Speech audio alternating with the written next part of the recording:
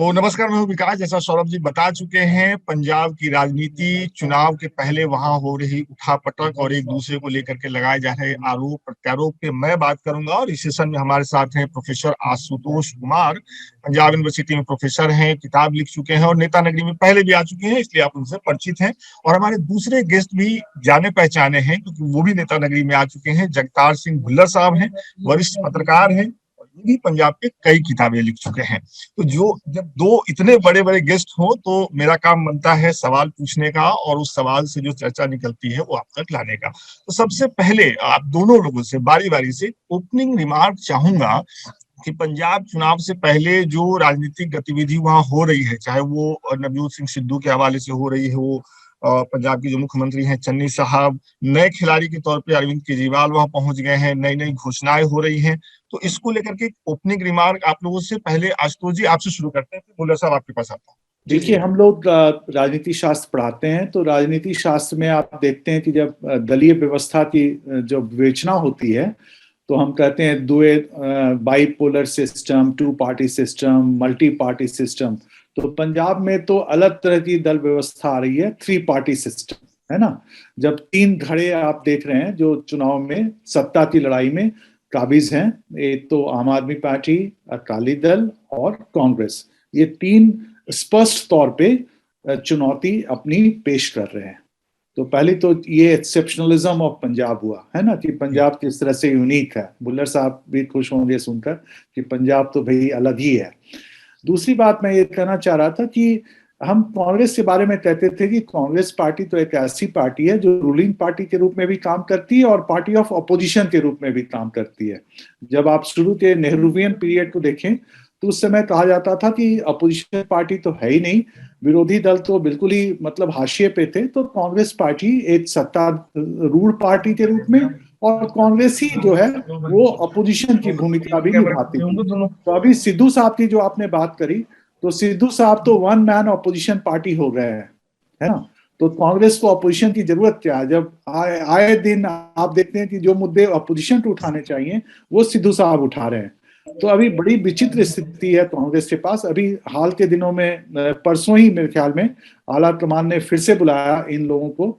अब उधर जो हमारे जाखड़ साहब थे वो शांति रहते थे, सुनील जाखड़ जी, अब आजकल वो ट्विटर वॉर पे करते हैं। तो एक और एक अपोजिशन, मतलब सिद्धू जी की कमी लगता है, मतलब कम नहीं थी सिद्धू जी, तो एक और जाखड़ साहब ने भी मोर्चा खोला हुआ है।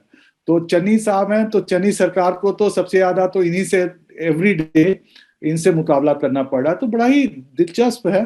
और जैसा आपने कहा कि अब केजरीवाल सब भी खुलकर सामने आ रहे हैं, आए दिन अब पंजाब में प्रकट हो रहे हैं और वायदे पे वायदे किए जा रहे हैं, गारंटी पे गारंटी दिए जा रहे हैं, और उनको मैच करने के लिए चन्नी साहब भी लगे हुए हैं। तो पंजाब की जो पॉलिटिक्स है ना, it is politics as usual.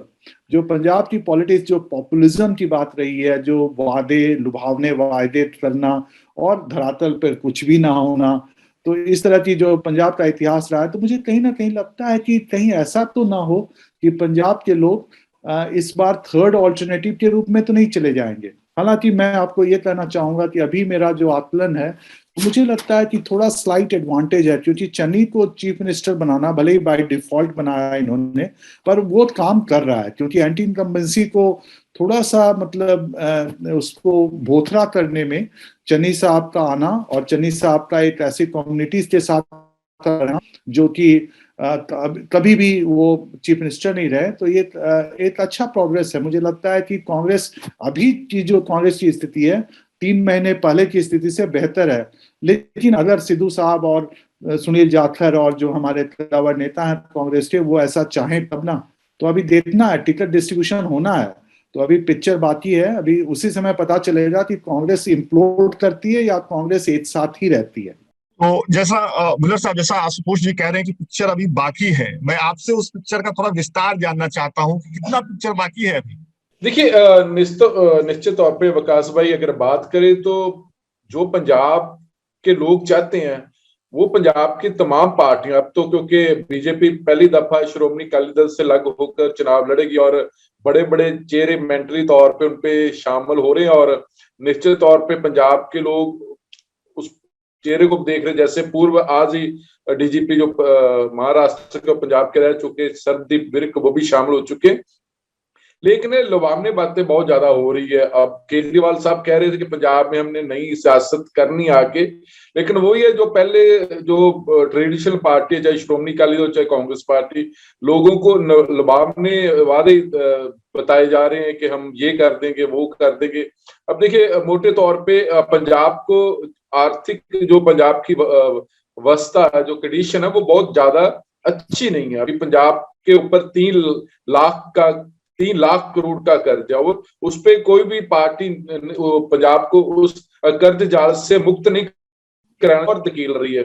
अब केजरीवाल साहब को अभी मुझे लगता है कि वो पंजाब के कल्चर को उतना ज्यादा समझ नहीं पाए, हालांकि उनकी जो पार्टी वो 10-11 साल पुरानी हो चुकी है, लेकिन वो पंजाब की जनता को अभी तक वो उस तरह समझ नहीं पा रहे जिस हिसाब से पंजाब की जो कांग्रेस पार्टी और श्रोमणी अकाली दल समझ रही है। अब देखिए वो कह रहे कि पंजाब में हम पंजाब के तमाम जो औरतें उनको 1,000 रुपए प्रति माह देंगे। अभी अगर हम 2019 की बात करें तो अप्रोक्सीमेटली पंजाब में जो 1 करोड़ वोटर थे जो महिलाएं हैं, तो अगर हम 1 करोड़ के महिलाएं को हर महीने 1,000 रुपए देंगे तो वो 1,000 करोड़ हो गया, और साल का 12,000 करोड़ हो गया, और 5 साल का 60,000 करोड़ रुपया हो गया।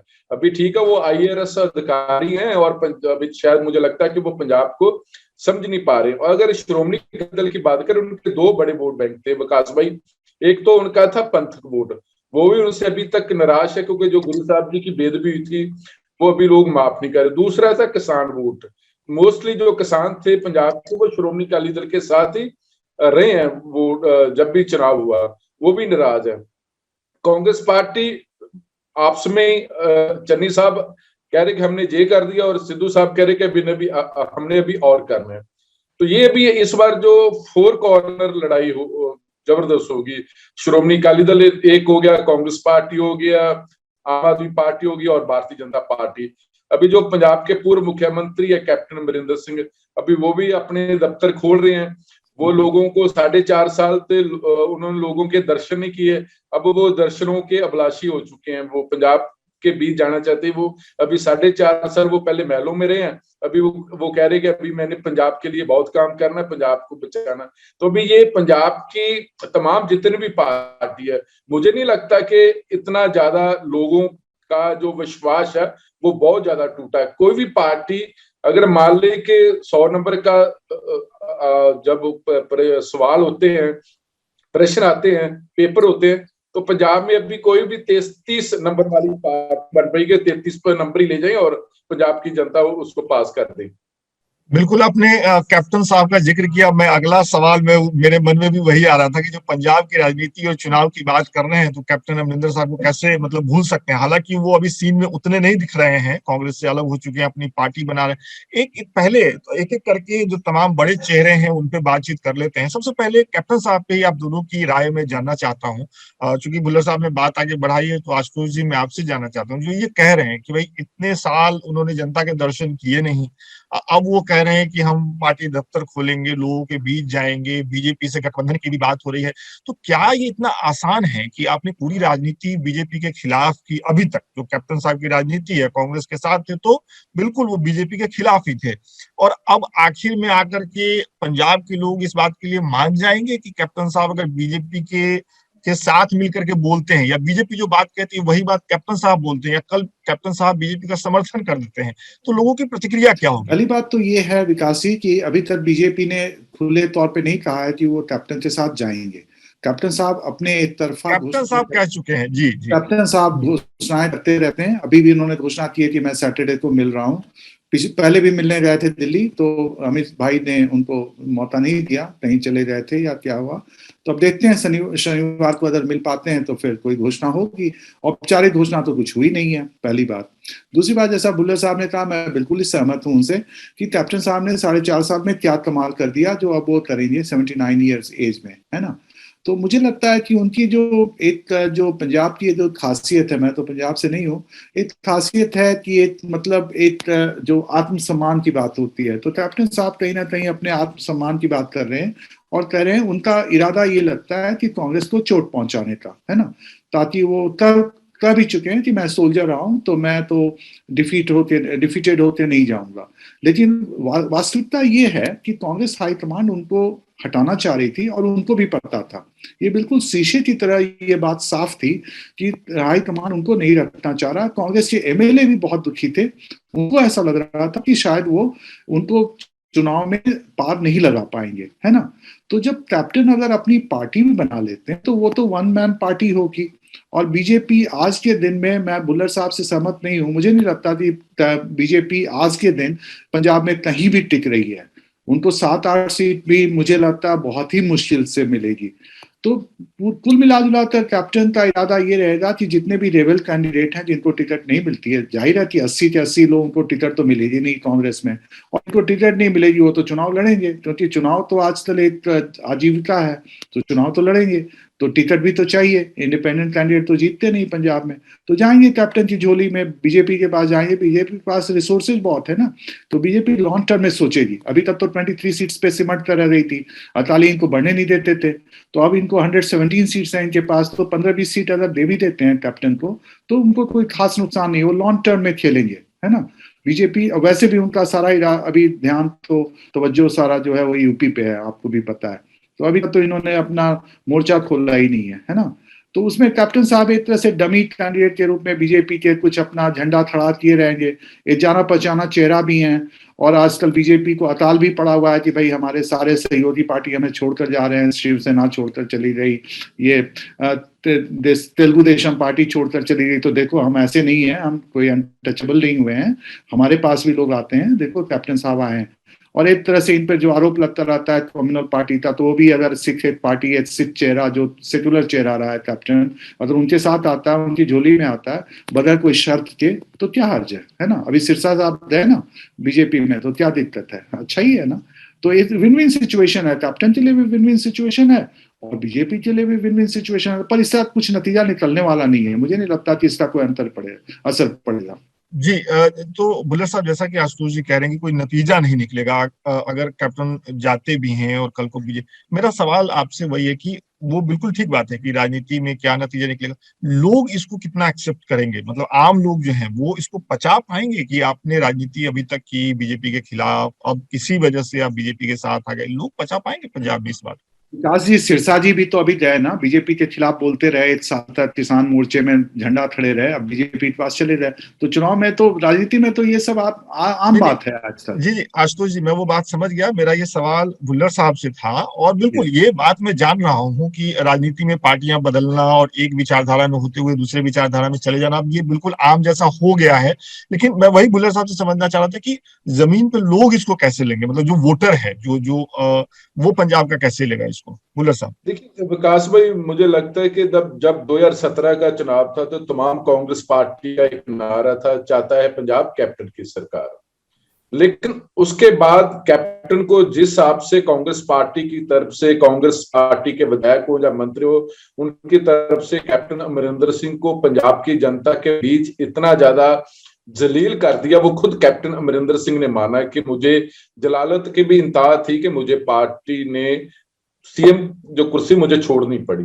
रही बात captain Amarinder Singh, no doubt Punjab की सियासत में एक समय था कि उनको माइनस करके नहीं देखा जा सकता, लेकिन कैप्टन अमरिंदर सिंह ने अपने पांव में खुद ही कुल्हाड़ी मार लिया। वो गांव में गए नहीं, लोगों के बीच गए नहीं। अभी तो कोरोना काल के चलते ठीक है सभी घर में थे, लेकिन ना उस पहले ना उसके बाद पंजाब में 23 जिले हैं विकास भाई, और मुझे नहीं लगता है कि पंजाब के मुख्यमंत्री जब कैप्टन अमरिंदर सिंह थे 5 डिस्ट्रिक्ट के अलावा बाकी पूरे पंजाब का उन्होंने दौरा किया हो। कोरोना के बीच लोगों के बीच जाना चाहिए था, लोगों को पूछना चाहिए था कैसे क्या हालात है। अब ठीक है अफसरों के साथ मीटिंग कर ली, वो अफसरों की जिम्मेवारी है, एक सियासी लीडर होने के नाते जो आपका फर्ज था वो उस फर्ज पे वो कह सकते कि उतर नहीं पाए। और रही बात, क्योंकि इन्होंने 2 मोटे वादे किए थे कांग्रेस पार्टी की तरफ से कि एक नशे को लेकर हमने जो भी कसूरवार लोग हैं उनको सजा देनी है, सजा दिलवानी है, और एक गुरु साहब जी की बेअदबी। ये दोनों मुद्दों पे कांग्रेस पार्टी बुरी तरह फेल हुई। पंजाब की जनता का जो विश्वास था कांग्रेस पार्टी ने वो खोया, क्योंकि कांग्रेस पार्टी के अगर हम इतिहास की बात करें तो पंजाब में कभी भी इतनी ज्यादा उनको 77 सीट्स आई थी 2017 के चुनाव के बीच। उसके बाद जो बाई इलेक्शन हुई तो उसके बाद जो आम आदमी पार्टी के विधायक शामिल हुए तो वो 84 गिनती होगी। लेकिन कैप्टन अमरिंदर सिंह का जो कद था, जिस हिसाब से कैप्टन अमरिंदर सिंह को एक स्टेट फॉरवर्ड नेता लोग मानते थे, उस कद को लेकर वो खुद उनका जो कद था वो कह सकते कम हुआ। और क्योंकि कभी वो पानियों के राखे थे, जब 84 में श्री दरबार साहब पे हमला हुआ था तो तब उन्होंने इस्तीफा दिया था। पानियों का मसला था, उनको पानियों का राखा बोला जाता। वो जो फैसले लेते तो उस फैसले लेने के मसले पे कहीं ना कहीं ये इल्जाम लगते रहे कांग्रेस पार्टी की तरफ से कि जहां तो वो श्रोमणी अकाली दल के साथ मिले हुए थे, जहां फिर भारतीय जनता पार्टी की सरकार जो सेंटर में थे उनसे डरते रहे हैं। और ये मसले को लेकर पंजाब के, क्योंकि पंजाब आप भी अच्छी तरह जानते हैं कि पंजाब एक ऐसी कौम है, प्रोफेसर साहब भी मेरे इस विचार के साथ ताल्लुक रखेंगे कि एक फाइटर है। पंजाब की जनता ने हमेशा फाइटरों का साथ दिया है कि जो आवाज बुलंद करते हैं, वो जो लड़ने में जूझने वाले लोग हों, जो पंजाब के मसले उठाने वाले लोग हों। इसलिए अब जो चंद सिंह चन्नी वो लोगों को पसंद आ रहे, राजा अमरिंदर सिंह वड़िंगा वो ट्रांसपोर्ट में बहुत अच्छा काम करे वो पसंद आ रहे, नवजोत सिंह सिद्धू विभाग बोलते, कभी कभी वो ज्यादा बोल जाते हैं, वो पार्टी का नुकसान भी हो जाता है लेकिन फिर भी लोग सब पसंद करते हैं। तो ये जो कैप्टन अमरिंदर सिंह का जो एक जलवा था, वो जलवा 4.5 साल की सरकार में दिखाई नहीं दिया। तो मुझे नहीं लगता कि पंजाब की जनता अब उनको उस नजरिए से पसंद करें जो नजरिया पंजाब की जनता का पहले था कि कैप्टन अमरिंदर सिंह बहुत बड़े ताकतवर नेता है, लोगों के मसले उठाते। लेकिन बहुत सारे ऐसे मसले थे कि भारतीय जनता पार्टी के जो शब्द थे वो कैप्टन अमरिंदर सिंह के मुंह से निकलते थे, ये कांग्रेस पार्टी के लोग भी महसूस करते हैं और पंजाब की जनता भी। अच्छा, तो अगला जो मैं जिस तरफ जाना चाह रहा था उस तरफ भुल्लर साहब ने खुद ही इशारा कर दिया, वो है नवजोत सिंह सिद्धू साहब। उनके साथ मैं चन्नी साहब को भी जोड़ता हूँ। और जो आप कह रहे थे कि फाइटर को पसंद किया जाता है, जो लड़ता है, जो बोलता है, तो मुझे लगता है सिद्धू साहब ने इस बात को कुछ ज्यादा ही गंभीरता से ले लिया है क्या, या फिर जमीन पे लोग उनको पसंद कर रहे हैं, वो जिस तरीके से बोल रहे हैं कई बार अपने ही सीएम के खिलाफ, अपनी ही पार्टी लाइन के खिलाफ, या फिर दिल्ली में लगता है कि सिद्धू साहब ज्यादा बोल रहे हैं, पंजाब के लोगों को लग रहा है कि बिल्कुल वो लड़ाके की तरह लड़ रहे हैं। दोनों से बारी बारी से। भुल्लर साहब पहले आपसे। बिल्कुल विकास भाई, पंजाब ना बहुत अभी ना दर्द के साथ भरा हुआ राज्य है। पंजाब की अगर हम बात करें, बहुत ज्यादा एजुकेशन के मसले पे हो गया, हेल्थ के मसले पे, वो तो पूरे इंडिया का एजुकेशन और हेल्थ किसी भी सरकार की प्रायोरिटी नहीं रह गई ना, एजेंडे और सरकारों के पार्टियों के एजेंडे। लेकिन जो पंजाब का एक अपना इतिहास था, सुनहरी इतिहास था, वो कहीं ना कहीं पंजाब की जो वहां कमी आई है। पंजाब की जनता चाहती है कि कोई एक और मोटा कारण ये है कि पंजाब के लोग बहुत सारा विदेशों में रह रहे हैं, चाहे कनेडा हो, चाहे यूरोप हो, चाहे अमेरिका हो, जैसे जितने भी है कॉन्टिनेंट वहां रह रहे हैं। तो उनको लगता है कि जिस हिसाब से हम पंजाब में रह रहे हैं वो उस हिसाब से होना चाहिए जिस हिसाब से हम अब कनेडा में या ऑस्ट्रेलिया में या अमेरिका में रह रहे हैं। तो पंजाब को लेकर, पंजाब का चाहे पंजाबी यहाँ रह रहा है या वहां रह रहा है, वो चाहते हैं कि पंजाब एक नंबर 1 सूबा था, वो फिर होना चाहिए। तो उसको लेकर अब पंजाब की जनता यही ठगी महसूस कर रही है कि हम ठग रहे हैं, हमें ठगा जा रहा है, बार बार ठगा जा रहा है। चाहे कांग्रेस पार्टी ठग रही है या श्रोमणी अकाली दल ठग है। जब अब अरविंद केजरीवाल साहब जैसे पंजाब के लोगों को बड़े बड़े कह सकते हैं कि सपने दिखा रहे हैं कि मैं अगर दिल्ली में आ गया तो दिल्ली से पंजाब को नंबर 1 बना देंगे। अभी क्योंकि उनको पता नहीं कि पंजाब एक बॉर्डर स्टेट है, पंजाब की कृषि क्या, पंजाब का कल्चर क्या, पंजाब की लोगों का क्या। लेकिन रही बात अब नवजोत सिंह सिद्धू की, नवजोत सिंह सिद्धू साहब बोल रहे हैं, बहुत ज्यादा बोल रहे हैं, खूब बोल रहे हैं, लेकिन वो पार्टी को, जैसे मैं पहले भी जिक्र किया, कि नुकसान है। लेकिन रही बात कि पंजाब के जो दर्द है, पंजाब के जो चोटें लगी है, उस पर मलहम कौन लगाएगा, अभी तक पंजाब की जनता को ये नहीं पता चल रहा है कि आखिर पंजाब की जो दर्द मैं बीच में आपको रोक रहा हूँ, माफ कीजिएगा। वैसे हम ये नेता नगरी में ऐसा करते भी नहीं, लेकिन मेरा सवाल थोड़ा तो यहाँ ये था कि जैसे आप अभी खुद ही कह रहे थे कि वो ज्यादा बोल रहे हैं, पार्टी को नुकसान हो सकता है, ये आप कह रहे हैं, लेकिन साथ में आप ये भी कह रहे हैं कि पंजाब बहुत दुखी है और उसके दर्द पे मलहम कौन लगाएगा। तो मैं आपसे यही जानना चाहता हूँ एक दो लाइनों में कि नवजोत सिंह सिद्धू जो बोल रहे हैं, अब मैं समझ रहा हूँ थोड़ा थोड़ा इस बात को, तो क्या उससे मलहम लग रहा है, लोगों का जो दुख है वो थोड़ा कम हो रहा है, या उससे कनेक्ट कर पा रहे हैं नवजोत सिंह सिद्धू के अटैक से? नहीं, मुझे नहीं लगता कि नवजोत सिंह सिद्धू जो बोल रहे हैं, अभी नवजोत सिंह सिद्धू का एजेंडा वो दो है। एक तो गुरु साहब जी की बेदबी का मसला कि उनके जो कसूरवार उनको सजा दिलवानी है, और दूसरा ड्रग तस्कर उनको दिलवानी है। लेकिन जो पंजाब की जो दर्द की बात कर रहा हूँ, वो अभी तक उनके कह सकते कि अभी उनके जो एजेंडा वो दिखाई नहीं दे रहा। अभी आप कह दो कि हम अभी देखिए पंजाब में आटा दाल भी फ्री हो गया, बिजली भी फ्री होगी, पानी भी फ्री होगी, मेडिसिन फ्री भी हो गया, एजुकेशन भी फ्री हो गया, तो पैसे कहाँ से आएंगे? वो है ना, वो किसी ने एक दिन बड़ी, मैं आपको सिर्फ 30 सेकंड लूंगा, उसके बाद प्रोफेसर साहब बोलेंगे। वो एक दिन किसी बहुत बढ़िया एग्जांपल दे रही थी कि रास्ते में पत्रकार जा रहे थे, तो वो किसी डाकू ने उनको घेर लिया, जो उनके पास पत्रकार के पास जो कुछ है था वो डाकू ने ले लिया। अब फिर वो दूसरी तरफ घूम के फिर आगे डाकू मिल जाते हैं, कह रहे चलो यार 500 रुपये रख लो ना। वो कह रहे ये क्या मसला हुआ? कह रहे कि वो भी हमारा जिम्मेवारी थी कि आपके पैसे थे, हमने ले लिए, लूट लिए, वो हमारा फर्ज था कि हम चोर थे, डाकू थे। अभी हमारा कि आपके पास कुछ पैसा नहीं, तो हमने अब ये भी आपका फर्ज निभा रहा है। मेरे कहने का मतलब है कि लोगों को पैसे हैं और लोगों की जेब से निकाल कर लोगों को ऊपर दे रहे हैं, लेकिन वो मसला है कि 3 लाख करोड़ का जो कर्ज है पंजाब में, और मतलब अब 3 लाख 3.25 करोड़ आबादी है, अब 3 लाख करोड़ को 3.25 लाख करोड़ आबादी से डिवाइड कर ले, तो मुझे लगता है कि आज जो बच्चा भी पैदा होगा उसके ऊपर भी 50-60 हजार का कर्ज होगा। तो ना हमारे पास जवानी रह रही है, ना हमारे पास किसानी, दोनों खत्म हो गया। वो जो अल्टरनेटिव चाहिए पंजाब को, वो कोई भी ना नवजोत सिंह सिद्धू, मुझे लगता है कि अभी तक उनके एजेंडा दिखाई दे रहा, ना कैप्टन अमरिंदर सिंह के पास था, अभी श्रोमणी अकाली दल के पास भी, ना अरविंद केजरीवाल के पास। अभी एक और, सॉरी मैं टाइम ले रहा, आपका ज्यादा ले रहा हूँ, अभी सुखबीर सिंह बादल जो श्रोमणी अकाली दल जिनकी लगातार 10 साल सत्ता रही है, वो उनका खुद कह रहे हैं कि जब हमारी सरकार बनेगी तो हम जो बच्चे आइलर्स करके देशों में जाएंगे करके, हम उनको 10 लाख का लोन विदाउट इंटरेस्ट लेके देंगे। ये क्या मसला हुआ कि मतलब आपने हाथ खड़े कर दिए कि हमारे पास कोई एजेंडा नहीं है, हम लोगों को रोजगार नहीं दे सकते, सरकारी रोजगार छोड़ो, हम रोजगार दिलाने वाले भी नहीं बन सकते, इसलिए हम 10 लाख बैंक से कर्जा लेंगे, विदाउट इंटरेस्ट लेंगे, तो आप भर भर के जहाज कनाडा में चले जो, ऑस्ट्रेलिया में चले।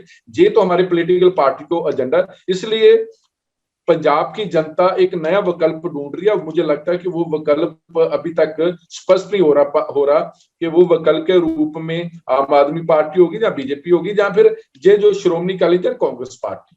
ये आप शुरू में भी साफ कर चुके हैं। प्रोफेसर साहब, मैं आपके पास आ रहा हूँ इस जानकारी कहें इसको थोड़ा सा इसके साथ कि चन्नी साहब और सिद्धू जी में जो चल रहा है, नवजोत सिंह सिद्धू के बीच जो चल रहा है, उसको लेकर के आला कमान, जो कांग्रेस आला कमान है, उसको जानकारी है, और जैसा बुल्लर साहब कह रहे हैं पार्टी को नुकसान होगा, और ये जानकारी शायद दिल्ली को है, इसलिए उन्हें दिल्ली तलब किया गया, उसका जिक्र भी कर रहे थे। और जो जानकारी है कि उस बैठक में जो लगभग 4 से 5 घंटे चली, उसमें नवजोत सिंह सिद्धू को ये कहा गया कि भाई आप थोड़ा कंट्रोल में रहिए और चीजों को चलने दीजिए।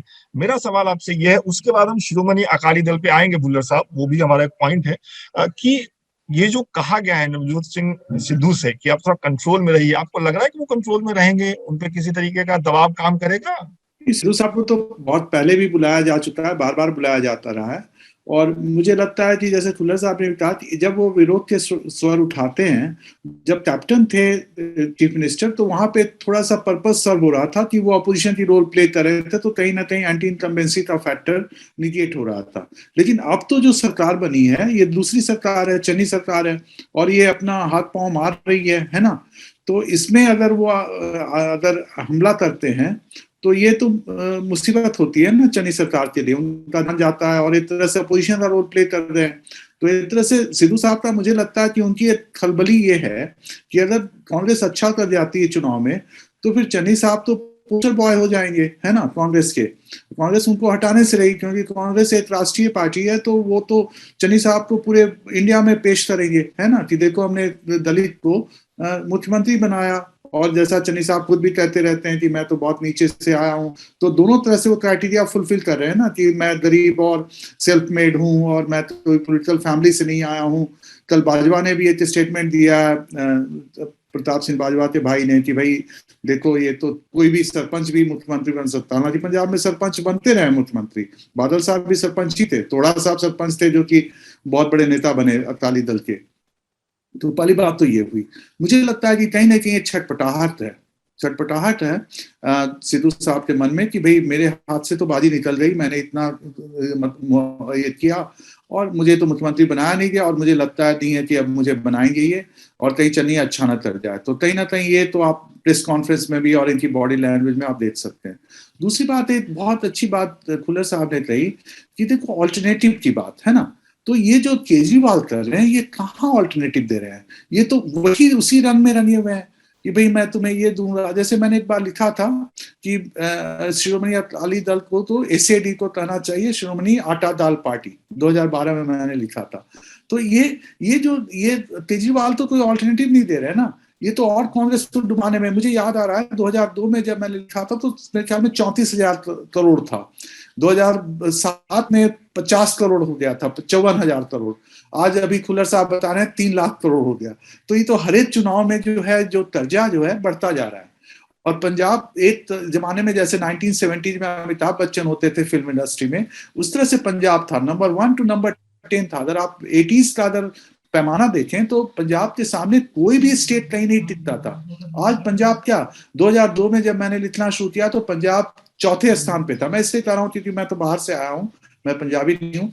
आज पता नहीं पंजाब कहाँ पे है, 8वां 9वां 10वां कहाँ पे आ गया है ना। अभी ये जो इंडेक्स भी आया गरीबी का तो पंजाब में 5.4 हो गया है ना। तो पंजाब एक मॉडल स्टेट हुआ करता था, ग्रैनरी ऑफ इंडिया था, है ना, एक बहुत बड़ी जो पंजाबी। तो ग्रीन रेवोल्यूशन तो कब की खत्म हो गई। मैनिफेस्टो अगर आप पढ़ें तो आपको निराशा होगी। हर एक पार्टी कहती है हम सेकेंड ग्रीन रेवोल्यूशन लाएंगे, हम एग्रो बेस्ड इंडस्ट्री लाएंगे। ये अकाली दल अपने को फार्मर्स पार्टी कहती है, इन्होंने क्या किया फार्मिंग के फार्मर्स के लिए सिवाय वो मुफ्त की जो बांटने के। ये जो डायरेक्ट ट्रांसफर ऑफ रिसोर्सेज होता है ना विकास भाई, इससे कोई फायदा होने वाला नहीं है। इनडायरेक्ट ट्रांसफर करिए, आप रोड बनाइए, आप वो हॉस्पिटल बनाइए, आप स्कूल बनाइए, स्कूल की स्थिति ठीक करिए, कॉलेजेस में अपॉइंटमेंट करिए, आप उस तरह से एम्प्लॉयबिलिटी बढ़ाइए। जो आप कर रहे हैं ना तेरा मैं फ्रांस एफिल टावर के सामने मैंने पंजाबियों को देखा, वो एफिल टावर का जो मिनिएचर नहीं होता वो बेचते हुए, उनके पास पेपर्स नहीं थे, उनको खदेड़ा जा रहा है, सारे मैनुअल वर्क करते हैं, है ना। क्यों कर रहे हैं पंजाब में, क्यों नहीं उनको जॉब मिल रहा है? केजरीवाल उसके लिए कोई एजेंडा दे रहे हैं क्या? नहीं, केजरीवाल उनको बेवकूफ बना रहे हैं। खुल्लर साहब ने ठीक कहा कि क्या पंजाबी बिल्कुल बेवकूफ है, उनको नहीं समझ में आता कि 1,000 रुपए कैसे मिल जाएंगे औरतों को। तो ये तो बेवकूफी वाली बात हो गई ना। इस तरह से पंजाबियों को क्या समझते हैं। बिल्कुल मैं सही मानता हूँ कि केजरीवाल एक बहुत बड़ी निराशा लेकर आए हैं, क्योंकि उन्होंने कभी भी आम आदमी पार्टी में पंजाब के जो नेता हैं उनको आगे बढ़ने नहीं दिया। वो सोचते हैं कि मेरे चेहरे पे मैं पंजाब जीत जाऊंगा। वो भूल जाते हैं कि पंजाबी सूबा है, ये पंजाब कोई बिहार और यूपी नहीं है। पंजाब की एक अपनी आइडेंटिटी है, भाषाई राजनीति रही है, धर्म भी का भी एक रोल रहा है। Punjab is a Sikh majority state और बॉर्डर स्टेट है। पंजाब ने बहुत दर्द सहा है। पार्टीशन कहाँ हुआ? पंजाब में हुआ। ये सारा जो धर्म युद्ध मोर्चा, मिलिटेंसी, इतनी किलिंग्स हुई, सिविलियन की किलिंग्स हुई, ये जो ऑपरेशन ब्लू स्टार की बात की खुल्लर साहब ने, सब कुछ पंजाब में हुआ। अभी हाल के दिनों में हुआ, कोई बहुत पुरानी बात नहीं है। मुझे भी याद है 80s में जब हम इधर से गुजरते थे तो हम अपनी खिड़कियां बंद कर लेते थे ट्रेन की। पंजाब की ये हालत थी, है ना। तो ऐसे में पंजाब को चाहिए कि सॉलिड ऑल्टरनेटिव एजेंडा दिया जाए जो कोई भी पार्टी नहीं दे रही है।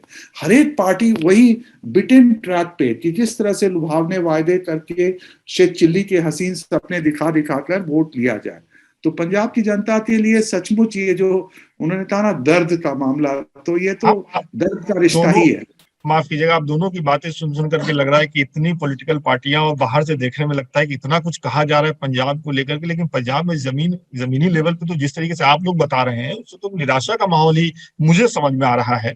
अगले अगले अगले टॉपिक की तरफ, अगले सवाल की तरफ बढ़ते हैं। माफ कीजिएगा, शिरोमणि अकाली दल, जैसे ही कृषि कानून संसद से वापस लिया गया, 1 साल लग गया उसमें, पंजाब के किसान बड़ी संख्या में दिल्ली के बॉर्डर पे अभी भी जमे हुए हैं और देश भर में ये चर्चा होती रही। नेतानगरी में भी कई बार हमारे दर्शकों ने सवाल पूछा कि भाई कृषि कानूनों को लेकर के पंजाब के किसान ही सबसे ज्यादा प्रदर्शन क्यों कर रहे हैं। और जब कानून वापस लिया गया तो एक तरफ से लोगों ने कहा कि भाई यूपी में चुनाव है, वो भी एक वजह है।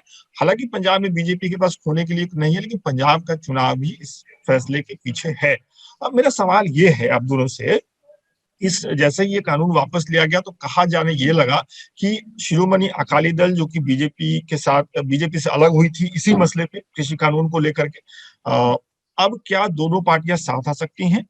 एक बात ये भी अंदर खाने चल रही है, कुछ लोग कह रहे हैं, कहीं कहीं लिखा जा रहा है, जो राजनीतिक पंडित हैं पंजाब को समझने वाले, कि भाई बीजेपी ने कोशिश की शिरोमणि अकाली दल को साथ लाने की, और वो जब साथ नहीं आए तो अब ईडी एक्टिव हो गई है, ऐसा लिखा जा रहा है।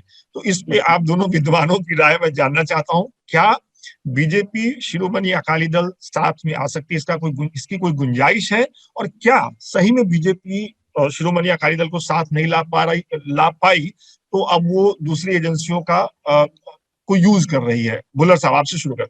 बिल्कुल, निश्चित तौर पे मैं यही कह रहा था विकास भाई कि जिस हिसाब से अब पूरे देश में आवाज बुलंद हो रही है कि जिसकी लाठी उसकी भैंस, जिस हिसाब से सेंटर की जो एजेंसियां काम कर रही, या उनकी जो टाइमिंग है वो सियासत के साथ है, जोड़कर देखा जा रहा है। क्योंकि श्रोमणी अकाली दल के लुधियाना के पास एक सीट है, विधानसभा क्षेत्र है दाका, वहां से श्रोमणी अकाली दल के विधायक है मनप्रीत सिंह याली, उनके घर पे छापा पड़ा है इनका। तो ये इस मसले को लेकर जोड़ के लोग देख रहे हैं। रही बात श्रोमणी अकाली दल और भारतीय जनता पार्टी का गठजोड़ दोबारा होगा कि नहीं होगा, और आपको भी पता है कि सियासत में ऐसी संभावनाएं बनी रहती है, जहां कह सकते हैं कि प्री पोल के अलायंस के लो या पोस्ट पोल अलायंस के बोलो, लेकिन अकाली दल का गठबंधन कैसे टूटा, गठजोड़ कैसे टूटा? क्योंकि श्रोमणी अकाली दल सेंटर में भागीदार था, सेंटर में उनकी मिनिस्ट्री थी, वो छोड़नी पड़ी। लेकिन अब जिस हिसाब से पंजाब की जो तस्वीर अभी तक साफ नहीं हो पा रही, अभी माना जा रहा है कि मिड जो दिसंबर के लास्ट वीक या जनवरी के पहले हफ्ते कोड ऑफ कंडक्ट लग जाएगा, लेकिन पंजाब की अभी तक तस्वीर स्पष्ट नहीं हो रही। लेकिन जब तक ये एक विकास भी माना जा रहा है, जब तक भगवान उनको लंबी उम्र करे सरदार प्रकाश सिंह बादल को, जब तक प्रकाश सिंह बादल हैं पंजाब में श्रोमणी अकाली दल के पास, कह सकते हैं कि एक ऐसा गहना है वो श्रोमणी अकाली दल का, जहाँ ऐसी वो कह सकते हैं कि वेल्थ है, वो कुछ भी हो सकता है। हो सकता है कि चुनाव के पास या चुनाव के बाद अगर दोनों पार्टियों को लगा कि हम एक बार फिर छोटा भाई बड़ा भाई या पति पत्नी का रिश्ता हमारे से बन सकता है, तो निश्चित तौर पे हम इसको रूल आउट नहीं कर सकते कि हो सकता है श्रोमणी अकाली दल का दोबारा भारतीय जनता पार्टी के गठजोड़ हो सकता है। इसमें कोई कह सकते कि कुछ भी हो सकता है सियासत में। लेकिन श्रोमणी अकाली दल का जो अपना वोट बैंक है वो बहुत ज्यादा विकास भाई नुकसान हुआ है। श्रोमणी अकाली दल के जो मौजूदा अध्यक्ष है सुखबीर सिंह बादल, वो अपनी पार्टी को जो पहचान है वो पहचान भूल चुके हैं। अब हम अगर हम 85 की बात करें तब भी इनके पास 75 सीट्स आई थी, जब हम 97 की बात करें तब भी इनके पास 75 सीट्स आई थी। तो जब इनका पूरा पंथक एजेंडा था श्रोमणी अकाली दल का, और पंजाब में 75-80 के बीच ऐसी सीटें जो बिल्कुल कह सकते हैं कि श्रोमणी अकाली दल उनपे डोमिनेट करता रहा, सीटें यहाँ बिल्कुल टोटली रूप से सिख डोमिनेट करते। तो पंजाब में 30 ऐसी सीटें जहां हिंदू भाईचारे की बहुत ज्यादा प्रभाव है। लेकिन अब क्योंकि श्रोमणी अकाली दल को लग रहा कि जो ग्रामीण वोट है, जो सिख वोट है, वो 4 हिस्सों में जाएगी, उसमें कांग्रेस भी आएगी, अकाली दल भी आएगा, आम आदमी पार्टी भी लेके जाएगी। तो तभी आपने देखा होगा, खबरें पड़ी होगी पंजाब से, तो सुखबीर सिंह बादल तमाम जितने भी हिंदू देवी देवते हैं उनके दर्शन करें। हालांकि ये first time in the history of Shiromani Akali Dal के एक श्रोमणी अकाली दल का अध्यक्ष जो बिल्कुल अमृतधारी है, जो पूर्ण रूप से सिख है, वो मंदिरों में जा रहा है। इससे पहले कभी नहीं हुआ। हालांकि एक स्टेट का सीएम तो जा सकता है, लेकिन अब क्योंकि पॉलिटिक्स और श्रोमणी अकाली दल का अध्यक्ष जो बिल्कुल अमृतधारी है वो मंदिरों में जा रहा है। तो उनको लगता है कि पंजाब में 1.5 करोड़ के आसपास हिंदू भाईचारे की वोट बैंक है, तो अगर वो गांव की वोट जहाँ सिख की वोट 4 हिस्सों में बढ़ जाएगी, तो निश्चित तौर पे जो 1.5 करोड़ हिंदू भाईचारे के वो वहां कुछ ना कुछ आ जाएगा। श्रोमणी अकाली दल भी जा रहा है, अरविंद केजरीवाल भी जा रहे हैं, और मनीष सिसोदिया भी मंदिरों में पंजाब में जा रहे हैं। तो पूरा का पूरा इस बार दारोमदार हिंदू वोट बैंक पे पूरी तरह से अपनी तरफ खींचने की कोशिश हो गया। तो हालांकि अगर 2014 की बात करें, 2019 की बात करें, पूरे भारत में मोदी साहब का जलवा था, लेकिन पंजाब में नहीं था। लेकिन 2019 की अगर बात करें तो भारतीय जनता पार्टी का जो शहरी सीट है वहां उनका वोट बैंक कुछ बड़ा था। लेकिन अब सवाल बड़ा है कि 2014 में नहीं, जब जलवा पंजाब में, 2019 में जलवा नहीं था।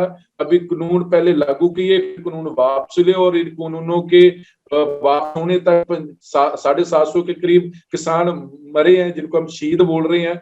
वो लोगों को जो गुस्सा, वो क्या हालांकि सरकार ने कहा कि हमारे पास कोई आंकड़ा नहीं है ऐसा।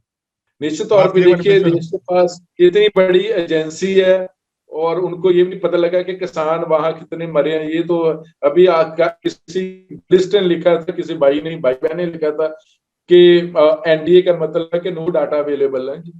तो ये भी काफी कुछ ऐसा लिखा भी जा रहा है, लेकिन निश्चित तौर पे भारतीय जनता पार्टी की सरकार मेजोरिटी अगर वो लोकसभा में ऐसे बोलते तो निश्चित तौर पे आप भी अंदाजा लगा सकते हैं कि किस कदर की फिर सियासत हो रही है। अगर दिल्ली के बॉर्डर में नेशनल कैपिटल के पास बैठे हो किसान वहां मर रहे हो तो वो भारतीय जनता को पार्टी को पता नहीं चला।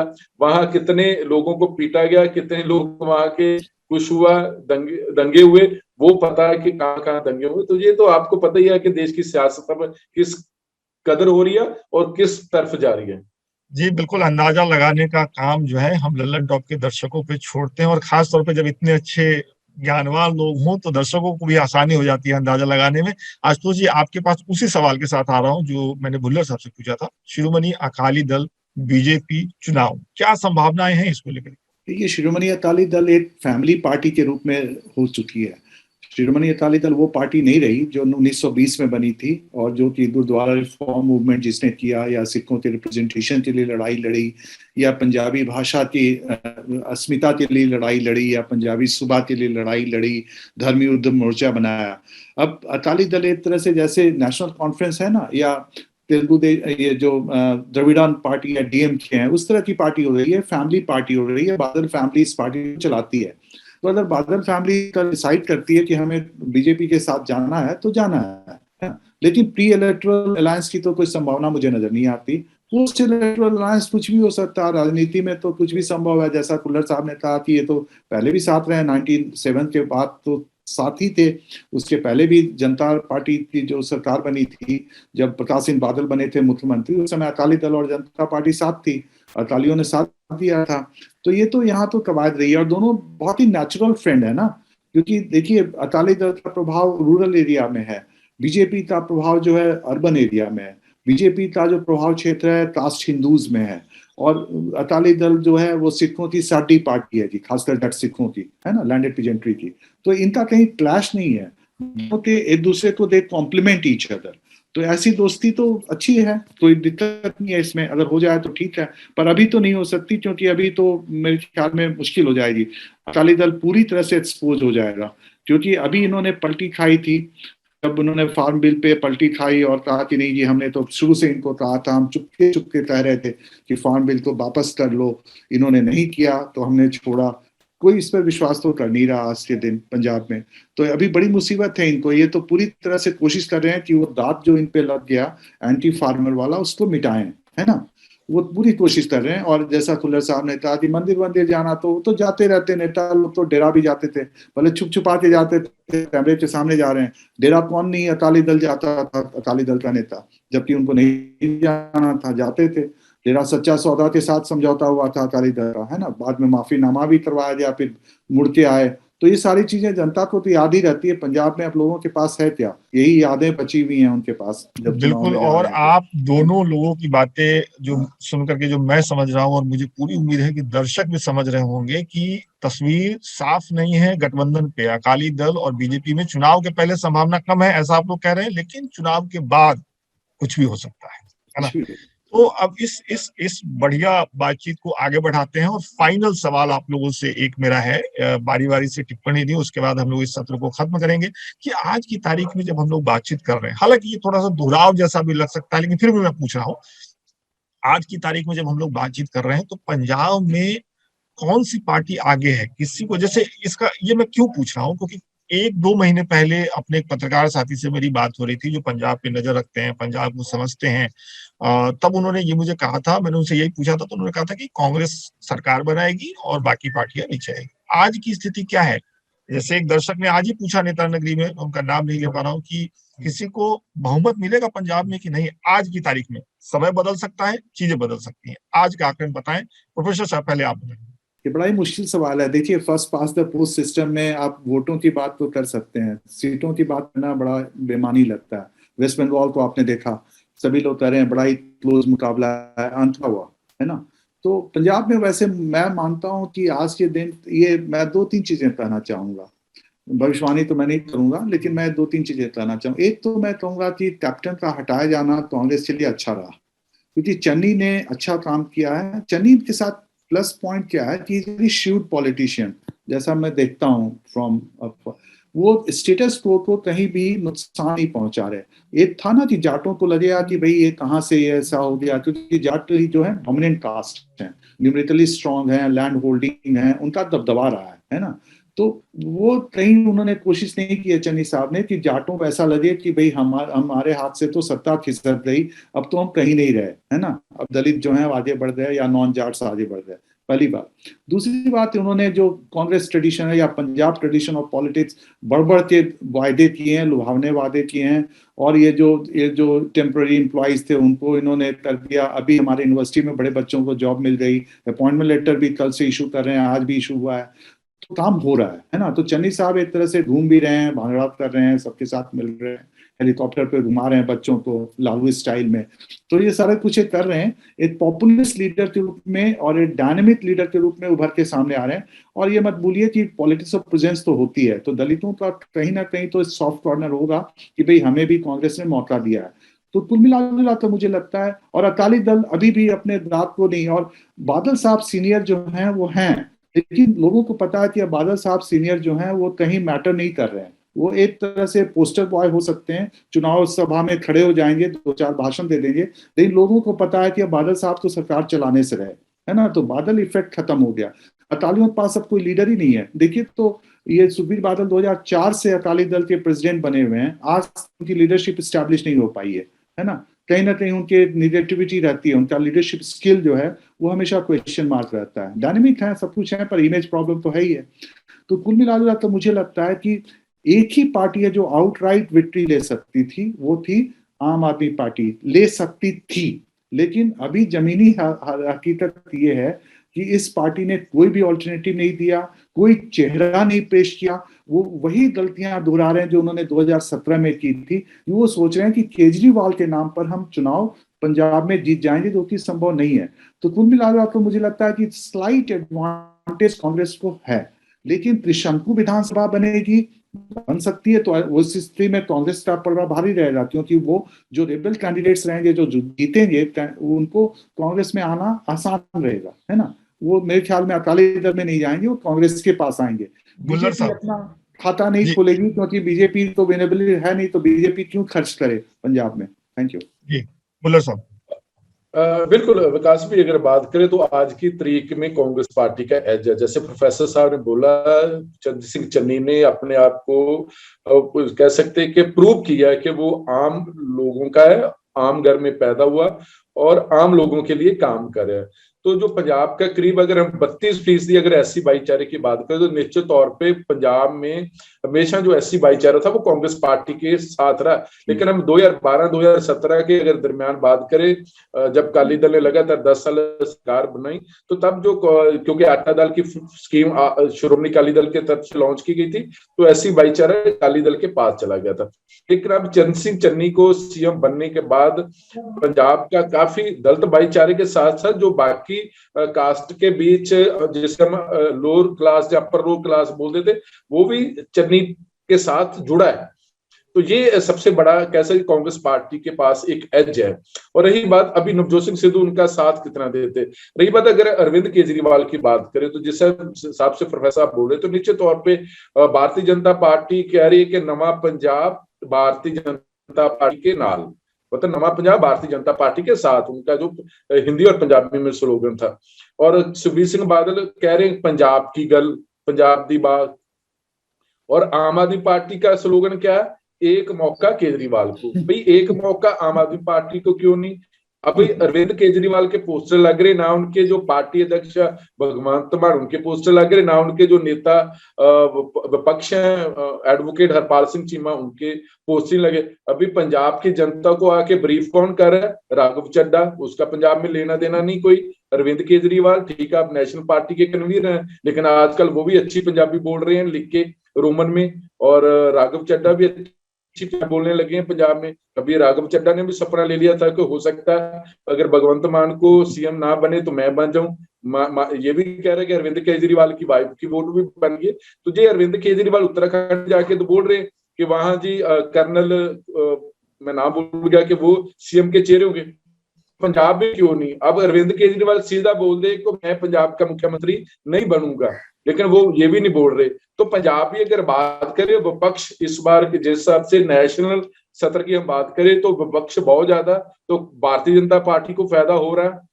और मुझे लगता है इसीलिए अगर विपक्ष इसी तरह बंटा रहा, एक तरफ कैप्टन अमरिंदर सिंह की पार्टी, अभी श्रोमणी अकाली दल डेमोक्रेटिक पार्टी है जिसके अकाली दल के नेता रह चुके सुखदेव सिंह ढींडसा, उनका दल है, श्रोमणी अकाली दल है और भारतीय जनता पार्टी है।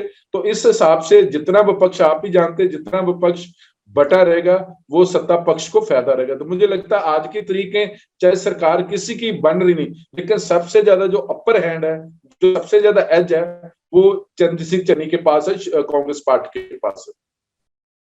तो आप ये कह रहे थे कि जैसे उत्तराखंड में पूर्व कर्नल अजय कोठियाल को लेकर के सीएम फेस उनको प्रोजेक्ट किया जा रहा है, पंजाब में वैसी स्थिति नहीं है। दिल्ली से जा करके लोग पंजाब में अपने लिए जगह तलाश रहे हैं आम आदमी पार्टी की तरफ से। नहीं, केजरीवाल जी ने कहा कि ये सिख बनेगा, और नहीं अभी वो कह रहे कोई भी हो सकता है। प्रोफेसर साहब अभी उनका बदल गया है, यही है, वो पंजाब में आते हैं, हरियाणा में कुछ बोलते, दिल्ली में कुछ, अभी बोल गया वो, अभी सिख नहीं, वो कोई भी हो सकता है। अभी और कई बदलाव देखने को मिलेंगे और इस बातचीत को यहाँ पे हम लोग खत्म करते हैं। प्रोफेसर आशुतोष कुमार जी आपका और जगतार सिंह भुल्लर साहब आपका, आप दोनों का बहुत बहुत शुक्रिया, आप लोगों ने समय निकाला हमारे लिए, हमारे दर्शकों का। शुक्रिया विकास भैया आपका भी और द ललन टॉप का भी। 5 शहर और 5 अड्डों के बाद तब बारी है गोरखपुर की। जानेंगे गोरखपुर के और आसपास के इलाकों के पूर्वांचल के मुद्दे क्या हैं, किन बातों पर बिछेगी चुनावी बिसात, विकास के दावों का सत्य क्या है, मुख्यमंत्री के इलाके में चुनाव का हाल क्या है, और ये सब कैसे जानेंगे आपसे मिलकर। तो फिर फटाफट डिटेल्स नोट करिए लल्लन टॉप अड्डे के। तारीख है 10 दिसंबर, दिन शुक्रवार, वक्त दोपहर के 2 बजे से, और जगह गोरखपुर का विंध्यवासिनी पार्क, जिसे स्थानीय लोग मोहब्बत से वी पार्क भी कहते हैं। तो आइए वी पार्क में मुलाकात की जाए, जरा समझा जाए यूपी का हाल क्या है।